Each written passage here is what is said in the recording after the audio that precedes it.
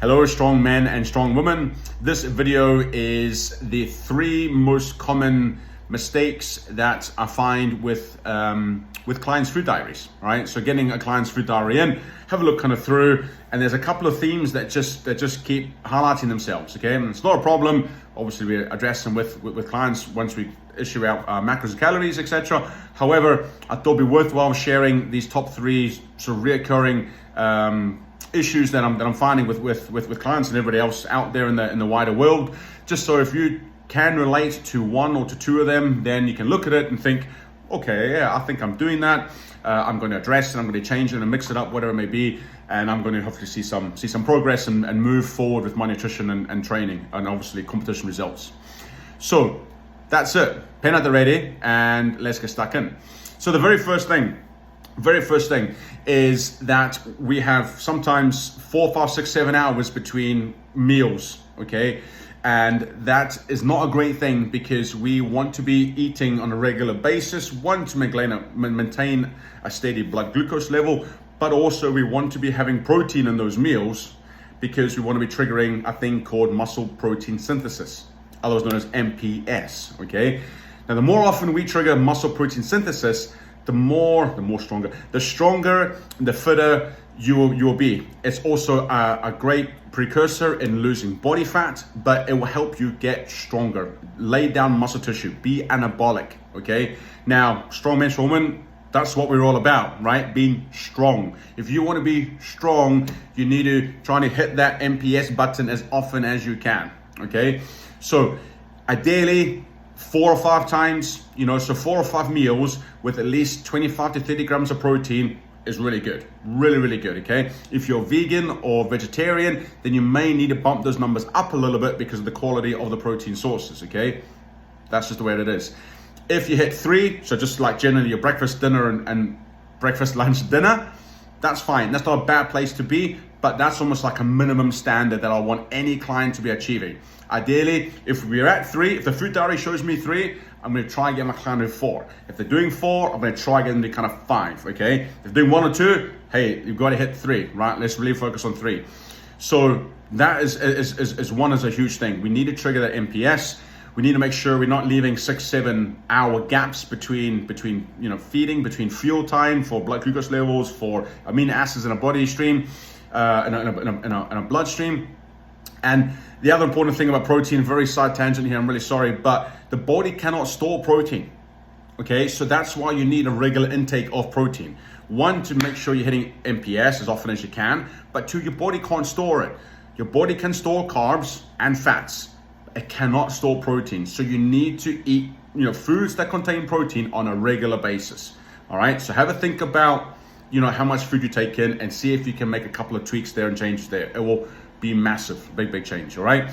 And another side tangent, number 2, is the whole fasting thing came about because some twat on Instagram thought that, when you eat food, you secrete insulin, and insulin causes weight gain and fat mass and fat retention, all that kind of bullshit, But your body needs to secrete insulin. It's a storage entity, okay? If your body doesn't secrete insulin when you eat foods, it means you're kind of diabetic, all right? So it's natural. It's like getting into the shower and getting wet.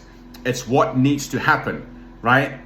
So insulin being secreted, fuck yeah, man. It's a good thing. My body's working, right? It's good, right? So the whole insulin thing, the whole fasting thing needs to piss off, okay? Anyway, back to point number 2. Point number 2. Your macro splits. Macro splits are inadequate for an athlete's nutrition. Generally, from food diaries getting back, protein is under consumed, is under eaten. Carbs sometimes can be very high, sometimes can be very low. But generally, the other issue normally is fats, and fats are quite high. Now, I have nothing against fats. I like my full fat milk and everything else. I eat salmon and eggs and beef and whatever. However, again, another twat on Instagram said that healthy fats, you need to eat more healthy fats, and healthy fats have no calories, which is bullshit. Healthy fats or unhealthy fats still have 9 calories per gram. So if you're smashing down loads of avocado and coconut oil and everything that you eat, your calories are going to be going through the roof, okay? So you need to dial in about fats. And fats although important for hormone production and for a number of different things, they are not as important as protein and kind of carbs. So we never go like no fat or very super low fat. We just try tailor in the calories from fats and put them more towards protein and carbs, okay? So adequate macronutrient splits, that's the biggest thing, whether it's a bit of diet culture, a bodybuilding culture, whatever it is, but it's that athlete nutrition awareness more than anything else, okay? Cool, point number 2 done. Nice short one without any tangents. Point number three is, I nearly forgot it, is that you don't pay enough attention to your training day nutrition. A lot of food diaries I see, it looks really similar, whether you're having a day at home, whether you have a day in the office, or whether you're training events for 3 hours a day. The nutrition looks identical, okay? And you should be circling your training days in a big red marker on the calendar, and thinking immediately on those days, right, I need to get my nutrition sorted for that day because I'm busting my balls for 2 hours lifting up logs and stones and cars and farmers and yokes and everything else, okay? So we don't pay enough attention to that nutrition training day. Carbs around training. Do we have an entry drink with us? Or do we have, what dinner are we going to go home to? Do we have something to eat that's got protein and carbs in it to repair the muscle tissue that was damaged while we're kind of training? What's our plan for that training day?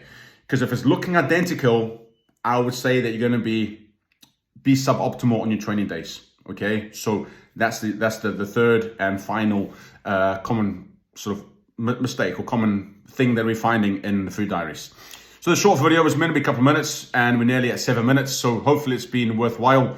Any thoughts, any questions, any one of those common issues? If you can relate to one, well, brilliant, I guess, in a good way. Hopefully you can rectify it, put in a couple of things in place, and just start progressing your nutrition down where you want it to be. You want to be fitter, leaner, stronger, and just more control and have that clarity as to what you'd be kind of focusing on.